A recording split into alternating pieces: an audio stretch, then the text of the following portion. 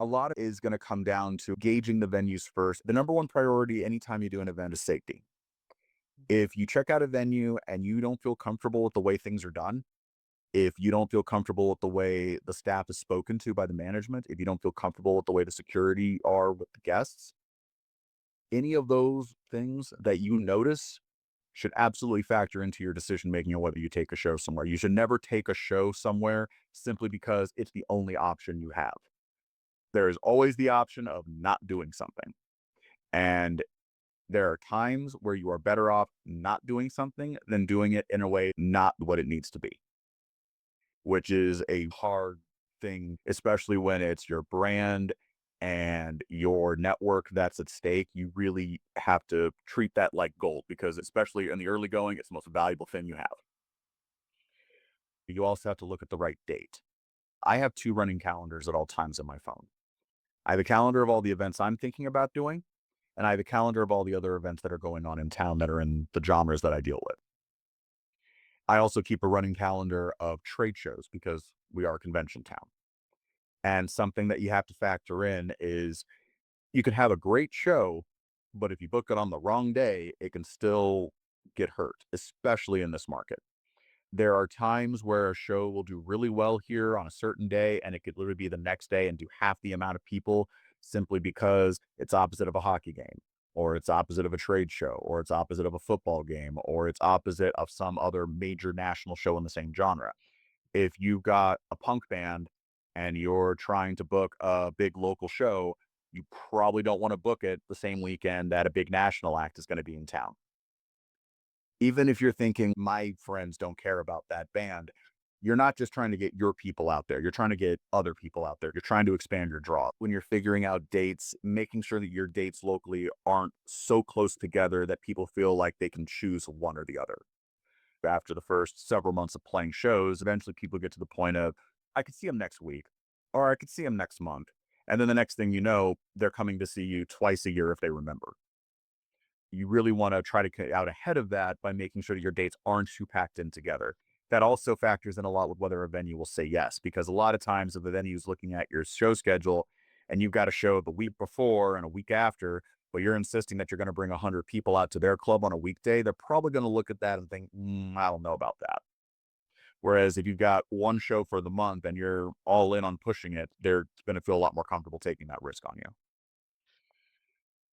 This is a big risk that you're taking.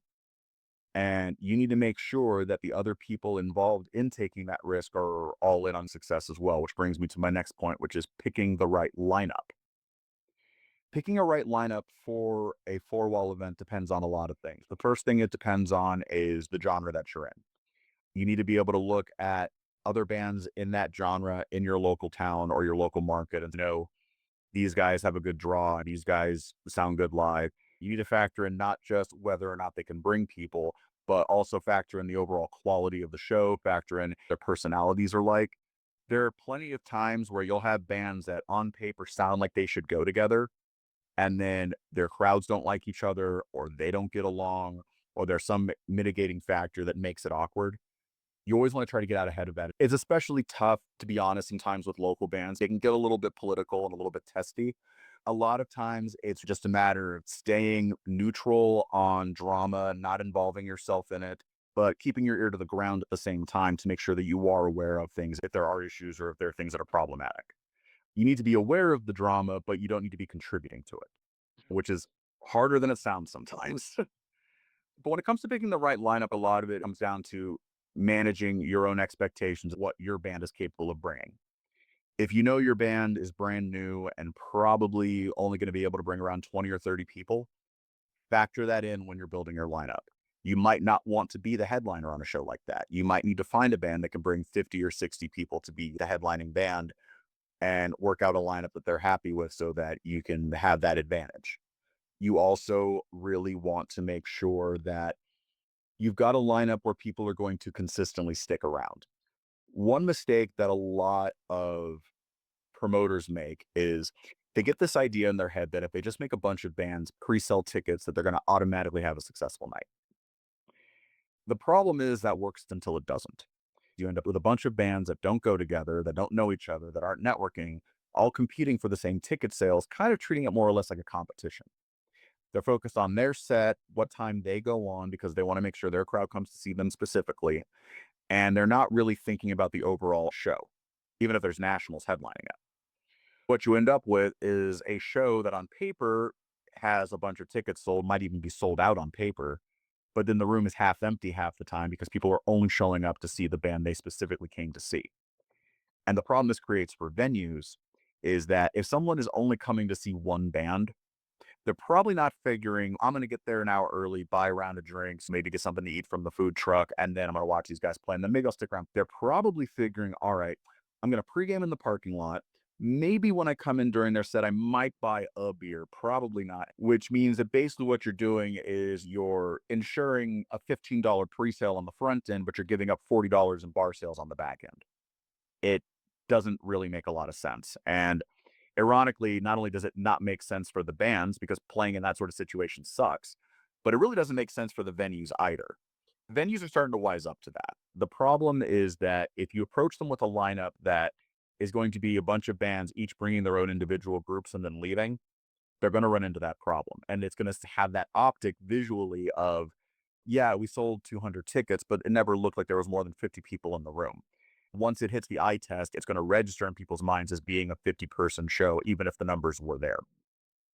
When you're picking your lineup, you want to pick acts that not only fit the genre, fit the sound and the style that you can get along with, but also where they're going to stick around.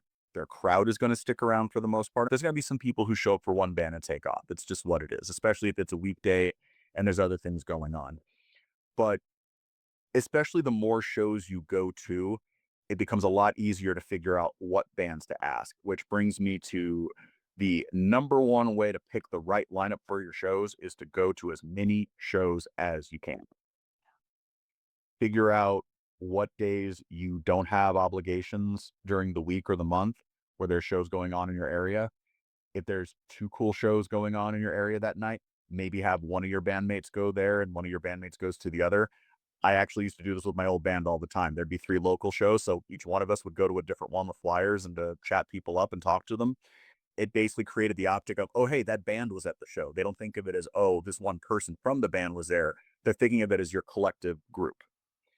Obviously, if you're a solo artist, it's a little bit trickier to do that. But even as a solo artist, there are other avenues that a solo artist can take that a band necessarily can't, because a solo artist probably has the ability to adapt to different genres in a way that a full band doesn't. The full band's kind of a predetermined concept where a solo artist who can play keyboards with a jazz group one night can probably jump in with a hip hop group or an R&B group the next, maybe even jump in with a rock or a punk group the next night.